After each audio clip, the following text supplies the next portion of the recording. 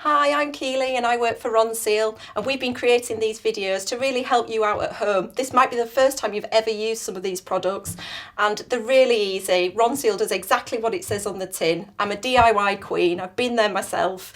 Hopefully you'll find these really useful.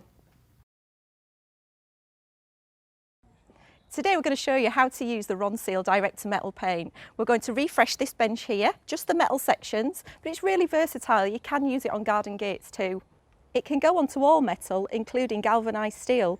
There's no priming and you can even put it directly onto rust. Apply 2 to 3 coats and it'll give you up to 15 years protection. Once you've picked a dry day, begin by dusting off any cobwebs. Then stir your paint for about 2 minutes before applying. For large flat areas, it's best to use a roller, but for more intricate work like this, choose a brush. No need to worry about primer, just paint. You'll need to do 3 coats for best protection, leaving about 3 hours between coats. And when you're finished, it's really easy. Just rinse your brushes and your rollers out with warm soapy water, and that's it, you're done. Ronseal does exactly what it says on the tin.